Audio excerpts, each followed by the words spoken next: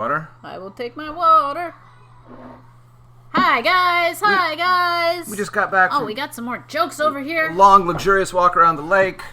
That's not true. We've just been doing the other show. We've seen lots of you. I mean, I got to keep it interesting. I got to keep them on their toes. Is that what's happening? I guess so. Are you keeping it interesting? I think I'm doing my best. I'm working as hard as I can to be fascinating. It's a high bar, and I have limited resources with which to work. So I like our crowd over here. What do you mean you like them? We've got William saying hi to L Puppy and H Puppy. Are you guys starting to be... E is starting to be pals. Sometime, if people are interested, maybe we should have a separate meeting in Zoom or some platform where we can see each other. That would be fun. And we can say hi to each other. We'll think about that. We'll see about doing that. You guys, right. I wanted to show... It's not on the agenda. Oh. But we received something from El Puppy that I think needs to be shared with the crowd, if only to provide evidence of Matthew's sturdy self-confidence. All right? Because I'm a man who knows who he is and does not even care for a fan club. I'm going to show you what El Puppy sent to Robbie and show you how little it affects me. All right, you ready? Yes, let's see. Everybody ready? Yes. This is a screenshot from El Puppy. Let's go, Team Robbie. Go Robbie Team Robbie. is Robbie the best. is the best. I mean...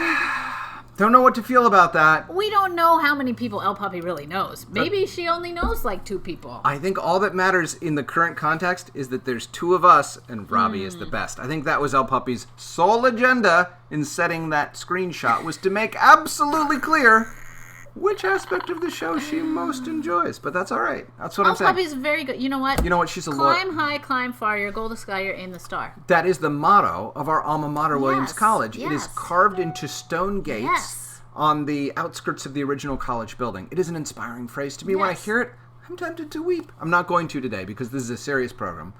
El Puppy's very good at inspiring us. Thank you, El Puppy. Thank you. Shall we turn to the agenda? Yes. For this action-packed, hard-hitting, high-quality program that will be governed by a strict agenda. Oh, no. There will be no freedom or fun.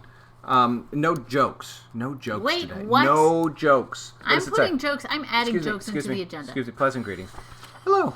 My name is Matthew Swanson.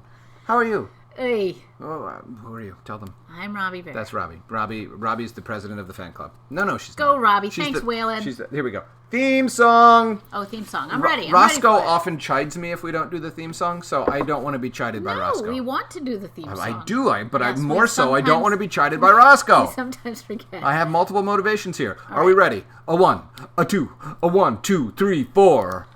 The Robbie and Matthew Show.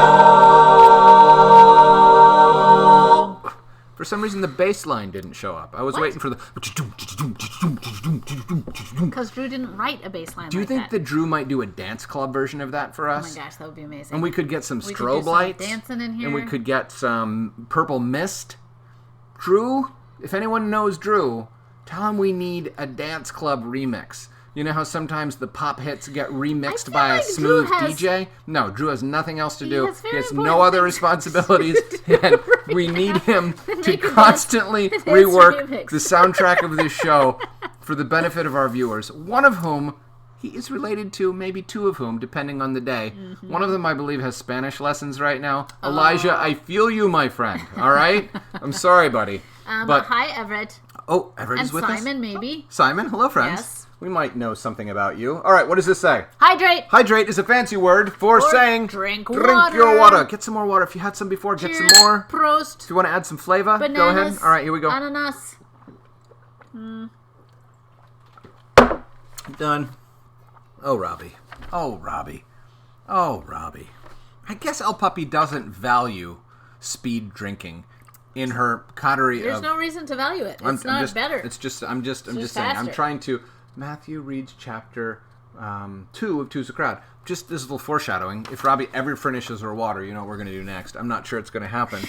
I don't want anything exciting to happen while you guys are still drinking water. That's why I drag my heels on the water. I'm going to read the rest of this book and book 3 to myself between now and when Robbie... Oh! Good job, Robbie! Golf clap. Yes, good job.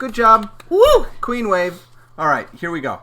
Let's do chapter 2 of Two's a Crowd, starting now. Hold on, not starting now yet. So you guys remember that Emily Yes. has something to tell Moxie. She thinks she might have a new case right, for a new her. case. All right? She came to her. Emily's been out of town for a couple of days. She has a new case. She didn't have time to tell Moxie about it. Tracy and Tamley Dublinger were doing really obnoxious secret handshakes, stealing Moxie's attention. Moxie went to her classroom and discovered that Mrs. Bunyan had been replaced by a cheerful bald man with bright orange glasses and oversized smile. What? That is the cliffhanger we left you with yesterday. Yes. I bet none of you were able to sleep. I'm sorry. But that's the kind of excitement that we bring to you each day here on the Robbie and Matthew Show. Chapter 2, my friends. All Two big problems. 2. Book 2, Chapter 2, two big problems. My head is a little hot. You don't do it. Do you think it's worse to have a hot head than to make them look at my head? Yes. Okay. I'm gonna. No. Do I think it's worse? I should leave my hat on. You should leave your hat on, yes. All right, I'm sacrificing for you, my friends. I'm sacrificing a hot head for you. I'm getting some props for drinking my water slowly, Oh so my there you gosh. go. There is nothing that I can do right or Robbie can do wrong. I love that. You guys. All right. Chapter 2. 2 big problems. Good morning, class, says the smiling man. My name is Mr. Shine. If you haven't heard already, Mrs. Bunyan decided to retire. I am the new 4th grade teacher. It is my genuine pleasure to meet you. This is the greatest news I've heard in a long time. Mrs. Bunyan and I were about as different as the opposite ends of a magnet.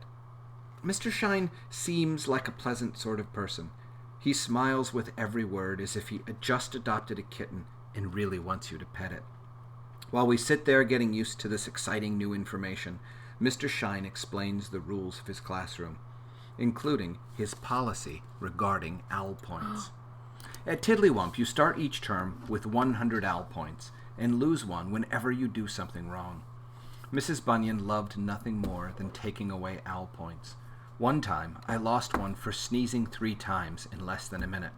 Achoo! Achoo! Lose a point. Mr. Shine tells us that he doesn't believe in punishment and instead plans to reward us for good behavior. Reward us with what? Says Tracy Dublinger. Tracy is the queen of good behavior. She never met a rule she didn't want to follow. With smiles, says Mr. Shine. What's that? Says Tracy. Some kind of stamp? Some teachers give out owl stamps when you raise your hand nicely or spell a really complicated word correctly. And if we collect enough of them, the entire class gets some sort of prize, such as 5 extra minutes of recess or the chance to watch a video about elephants. Mr. Shine is blinking as if he doesn't understand what Tracy means. No, I mean an actual smile. This smile, he says, pointing to his mouth and giving us a sample of the smile in question. As smiles go, it's not the worst I've seen, but I'm pretty sure Bob Tuttleman won't sit still for a smile, especially when Mr. Shine seems willing to give them away for free. Now I'd like to get to know each of you. Tell me about yourself, he says, looking right at Holly. Me? Says Holly. Yes, says Mr. Shine, smiling. What should I know about you? Said Holly. I have 2 cats. I love cats, says Mr. Shine.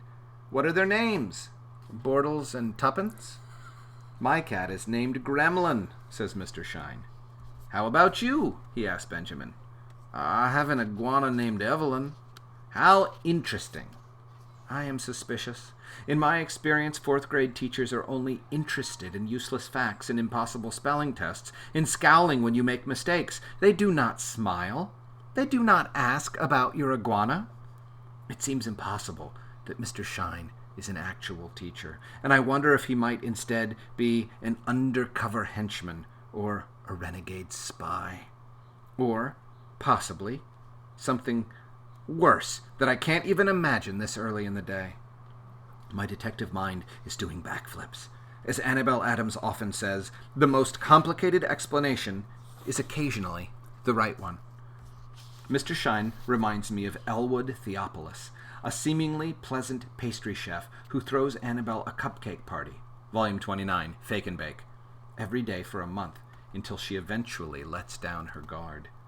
When Annabelle sets down her briefcase of top-secret medical research so she can hold 2 cupcakes at once, Elwood tosses the briefcase into a volcanic fissure, denying the residents of Lower Thrombonia a cure to the chronic hiccuping that has plagued the town for generations. Of course, A few chapters later, Annabelle develops a cure of her own, using nothing but a day-old bagel and a tube of antifungal foot cream. What makes you the happiest, Bob? My grandma. What about her? She tells stories about when she was a little girl, such as, she didn't even have a TV. There are several loud gasps. Anything else? She didn't even have a cell phone. More gasps. It's clear that no one believes him. Thank you, Bob. As weird as it is that Mr. Shine is still asking us questions, it's even more surprising that Bob Tuttleman is sitting still and answering them. I've known Bob since kindergarten, and this might be the first time he's actually paid attention to anything a teacher has said. This goes on for more than an hour. Mr. Shine asks questions and listens and smiles and smiles and smiles.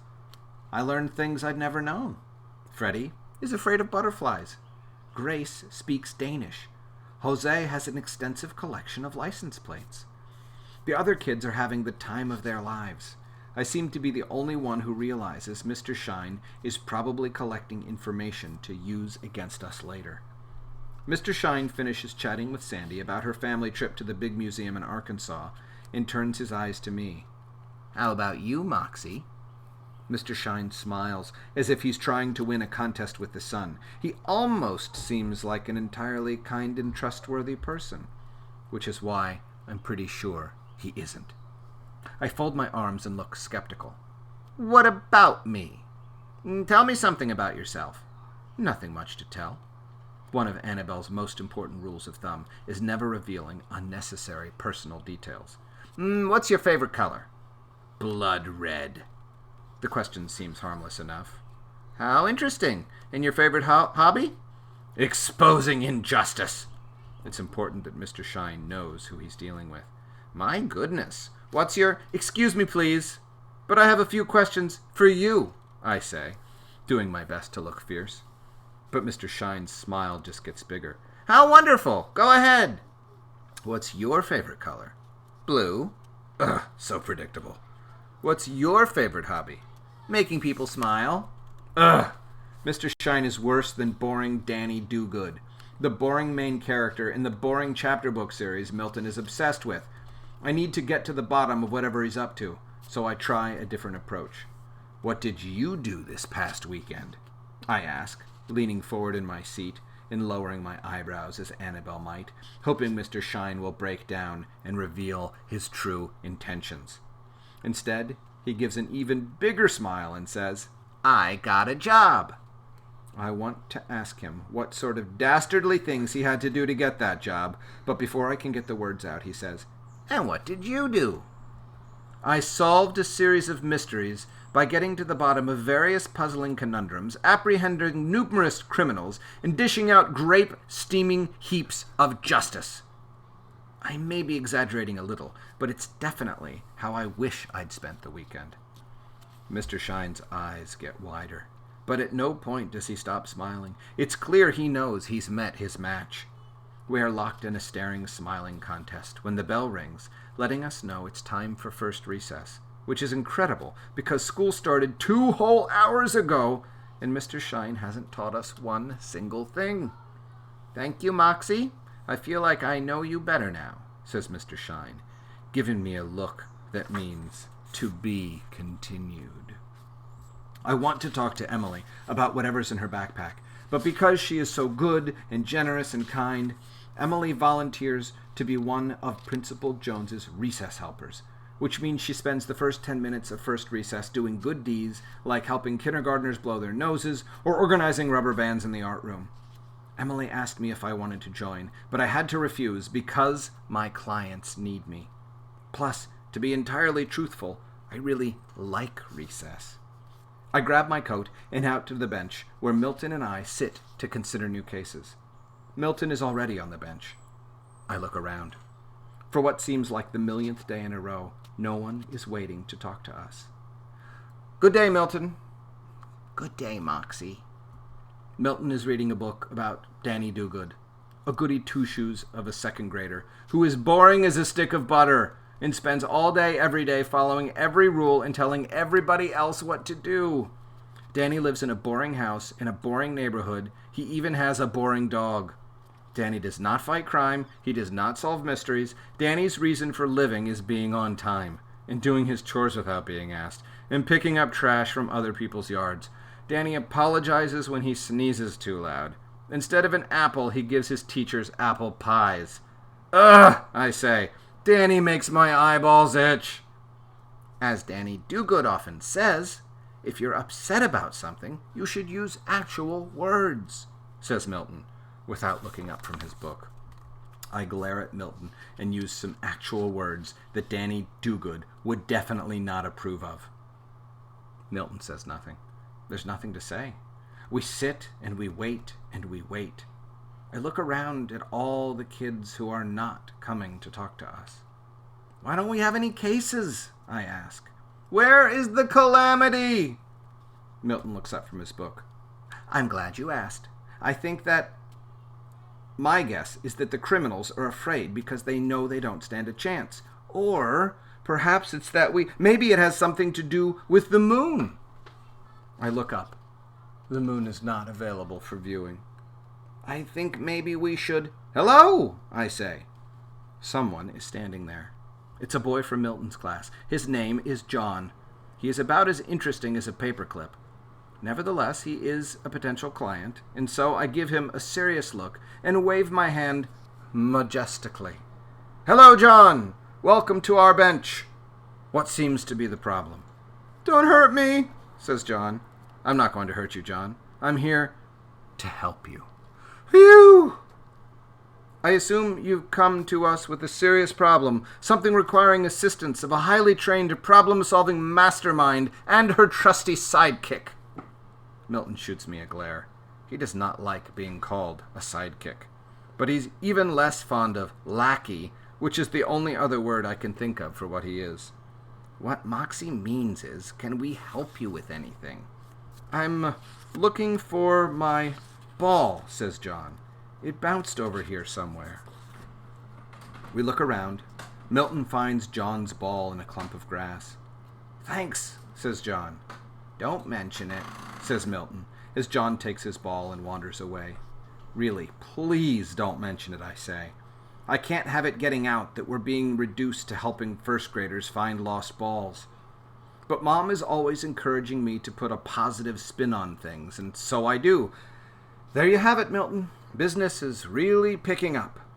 About that, says Milton, maybe we'd get more clients if we did a little advertising. What do you mean? To let people know we're open, and here, and open for business. People know. Of course they know. I am outraged at the suggestion that people do not know. We pretty much just look like two kids sitting on a bench. What are you suggesting? A TV commercial? I like this idea. Emily and I could do our secret handshake. Maybe a sign? And maybe some buttons? I do like signs, and I'm a big fan of buttons, but making them is too much trouble. And completely unnecessary. I pat Milton on the head and look into his eyes. It's widely known that I'm the greatest detective in the history of 4th grade. We will sit on this bench until the world comes calling. Milton says nothing. There's nothing to say, because he knows I'm right. A few more painful minutes pass. I'm almost to the point of causing a problem for us to solve, when Emily comes bounding over and sticks out her elbow. We do our secret handshake, and I'm impressed with us all over again. Hi, Emily, says Milton. Hi, Milton, says Emily. I'm glad you're both here, she says, reaching into her backpack. I'm convinced it contains a 3-headed python or a pouch of pirate's gold. Instead, Emily pulls out an envelope. Inside, there is a piece of paper that says, Emily, I want you to know how much I appreciate you. You are good. You are kind. You are generous. You make this world a better place. I consider myself fortunate to know you. I hope you will always be true to yourself, the person you'd least expect. It's the perfect description of Emily. She really is the best. Who's it from? That's the thing. There's no signature. All it says is, the person you'd least expect. And who's that? I have no idea. How did you get it? It was waiting in the mailbox when my dads and I got home from our trip, and there's no return address. So you have no clue who sent it? None at all. But I have to find out so I can thank whoever it is. Can you guys help? Milton and I look at each other. I can tell he's as excited as I am. This is the case we've been waiting for. There is mystery and intrigue and the distinct possibility of saving the world. This one is the real McCoy. I am full of questions for Emily, but recess is about to end. All right, I say. Let's talk at lunch to come up with a plan. As Emily and I line up with the other fourth graders, I notice something suspicious. Mr. Shine is chatting with Bob Tuttleman. That's not the suspicious thing. Bob is always good for a little chit-chat. The suspicious thing is that Mr. Shine is wearing a bright pink hand-knit hat with a lopsided purple daisy on the side. I know this hat. It belongs to someone I know, or used to know. Someone I don't much like, but am now ever so slightly worried about. The hat belongs to Mrs. Bunyan. She wore it every time it was cold outside, and sometimes even when it wasn't. She was wearing it the last time I saw her.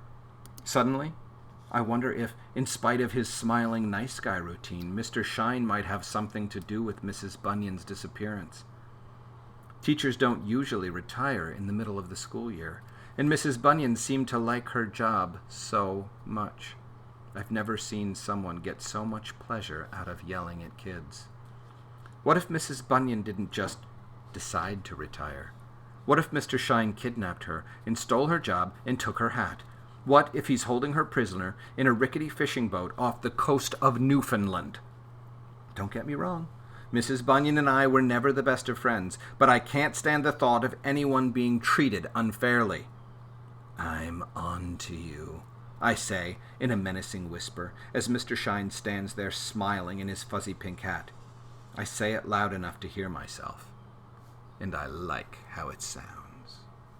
The end. Dun, dun, dun, dun. Now, I know that was a little longer than Robbie Bear likes for me to read, but I thought it was important to establish the mystery and get the book going. I know there are certain ones of you who, like me, do not like being interrupted in the middle of a chapter. So, Robbie, thank you for indulging me.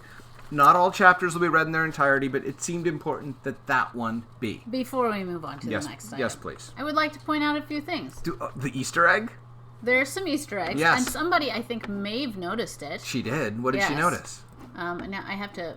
Okay. Sorry. Okay. Oh, we don't want to give away any spoilers. Yeah. All right. I have to go back. Yeah.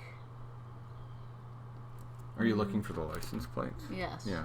They're very early on. There they are. Okay, here we go. Okay. This is a really cool thing that Robbie did because she could.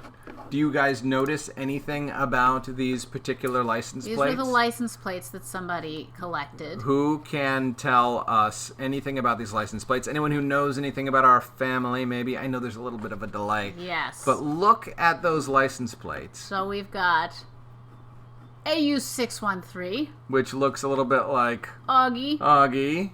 A7D3N. Which looks a little like... Alden. Yes. K4TO. Kato. Jasper. Matthew. And... Robbie. Robbie with 8s and an I. So you could do stuff like that if you are the illustrator. What else did you want to show? That was a good clue. For anyone who didn't recognize these guys. What? Which guys?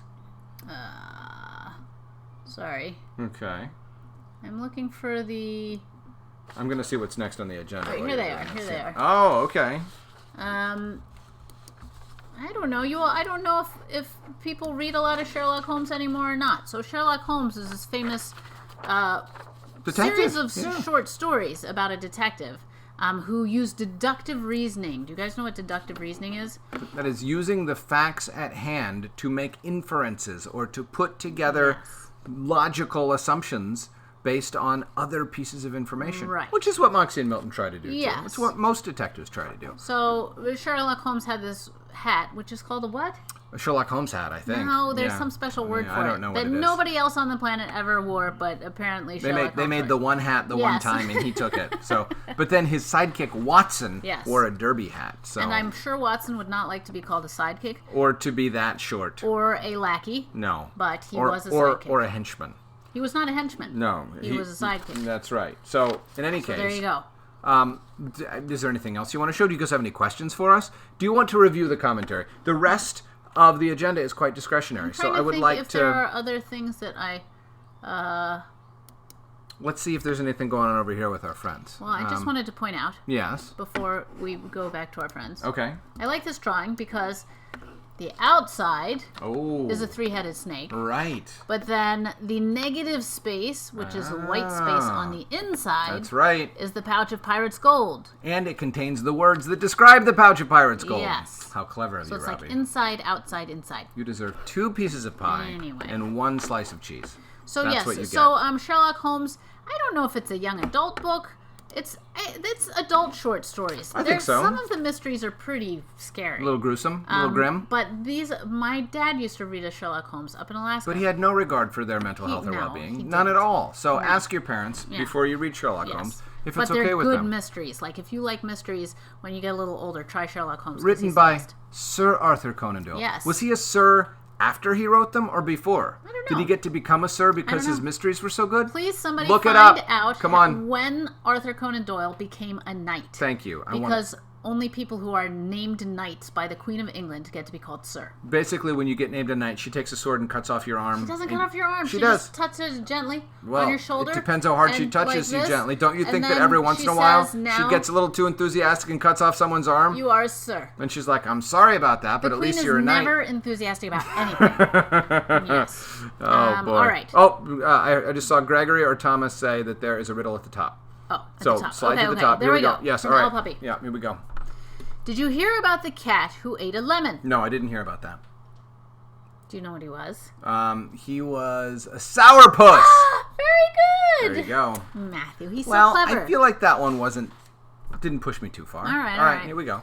What's a bunny's favorite type of music? Hip hop. Yes. All right. Ah. All right. Thank you for throwing Okay. me some softballs, Alpop. Yeah. That was El Puppy. right. Here's a Williams riddle. Okay.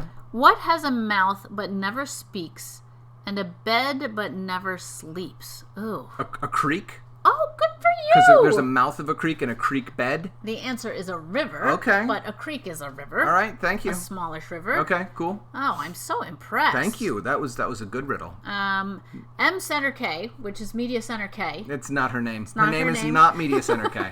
But No. that's what we're calling her.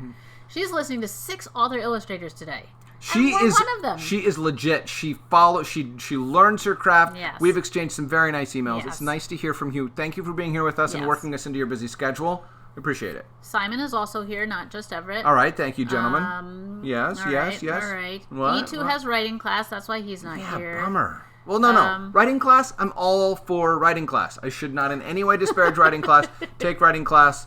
Then come see us Yes, later. you can always Guys, watch if you us later. ever miss an episode, Yeah. especially on this story where you probably want to hear all the chunks of it, you can always go to our YouTube page later and watch them recorded. Yes. They're just as delightful or not later. Yes. They're the same later. You just Yes. can't type things to us and expect us to answer them because we won't be there anymore. All right. Anything else? Did we cover the bases? We covered the bases. We had a lot of discussion about Mr. Shine.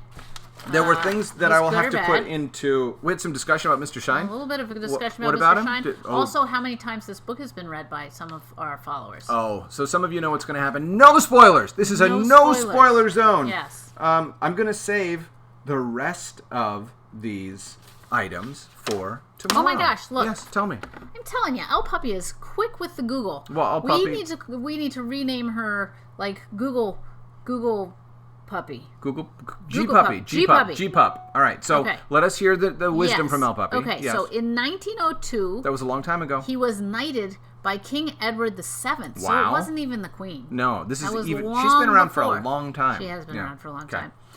He was also appointed a deputy lieutenant of Surrey. However, he wasn't knighted for having created Sherlock Holmes. What was he knighted He for? was made a knight for his work on a nonfiction pamphlet regarding the Boer War. Who knew? I mean... That's crazy. If I were knighted, I would want to be knighted for writing the Real McCoys and not for making a really good ham and cheese sandwich. That's what I'm saying. I would like to be... I don't think a nonfiction pamphlet about a war can be compared to a ham and cheese sandwich. Well, it can be compared. That's the thing. I can choose to compare it. Whether it can be rightly compared or reasonably compared is an entirely different thing. I can compare it. I can compare you to a saber-tooth tiger if I want to. I just want to say... What? That you have a different job where you do a different kind of writing that is nonfiction writing. I do. And you have won some awards for that writing. I have.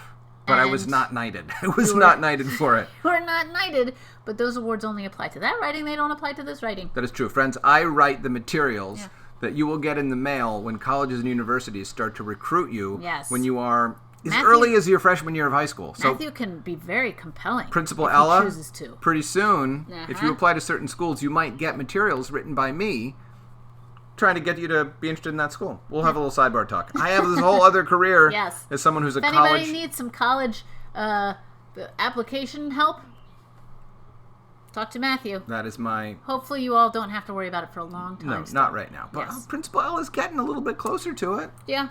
But not yet. Not yet. Calm down. Don't sweat Relax. yourself. Yeah. Friends, it's time for us to go. It is. It's time for you to go. It's time for us to go. But did we get to all of the agenda items? No, we got to only half of the agenda items. So tomorrow, I don't have to write an agenda. We're scooting some of the agenda items over. That We're going to do exactly what El Puppy says. Command-C, Command-V. What does that do? Copy and paste. Oh, thank you, El Puppy. Yes. Oh, tomorrow's chapter is very reasonably short.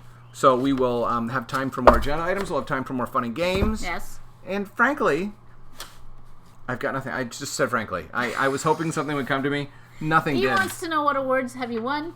The golden... I have won... Something? Case? The case... Case? Yes. You should know. You should know. I shouldn't have to know, but you should know. The Admission Marketing Report Awards. The Case Awards. This all sounds as fascinating as it is. It is fascinating. It's this is my profession, friends. William wants to know for which colleges did you write those pamphlets? I have written for so many colleges. I know, but the winning ones. Oh, Colby College in Maine, most recently. The University of Chicago. Swarthmore College, which is not far away from here in Pennsylvania. Those are the most recent ones. I've written stuff for the University of Pennsylvania, for Stanford, for Richmond, for Widener University, for Lebanon Valley College, for Williams College, for Whitman College, which is out in the West, which I love. All sorts of... Well, there you Whoa, go. did you just get bored? Yes, you I asked did. me a question, I and did. then while I was answering you got bored? Really, William asked the question. I'm just trying to move things along. William, that hurts my heart a little bit, that Robbie... El Puppy's aunt is having a baby. Okay, what's the... She deserves a medal for that. Okay, I feel like that's not really relevant here. I feel like I just got swept aside, my accomplishments disregarded. No. Because... I was trying to toot your horn, and then you tooted too long. It was supposed to be a... Yes, it was supposed to be one toot. E flat. One toot. B flat. Yes. Not Not 17,000 toots. Exactly. We didn't need a whole jazz The next time concerto. you ask me a question, I would like you to give some parameters to the expected answer. Matthew, please spend 14 seconds answering this question. Or Matthew, give me a bulleted list with no more than 3 items on it. Yes. I will say all of those preemptively now, so that next time I just get a bulleted list of 3 items. El Puppy, thank you. I have no room to talk because it took me 4 hours to tell my story. Yeah, this is really the Rob calling the Matthew. Kettle black.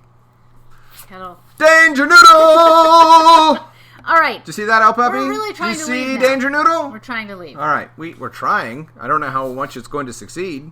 Friends, thank you. Farewell. See Goodbye. you tomorrow. See, they're attriting. They're like, this That's is okay. ridiculous. They're trying to leave. Yes, They're trying to leave. Goodbye, friends. Goodbye, goodbye, goodbye, goodbye, goodbye, goodbye, goodbye, goodbye, goodbye, goodbye, goodbye. Oops. I didn't end it. It said not yet, and I clicked that button. End.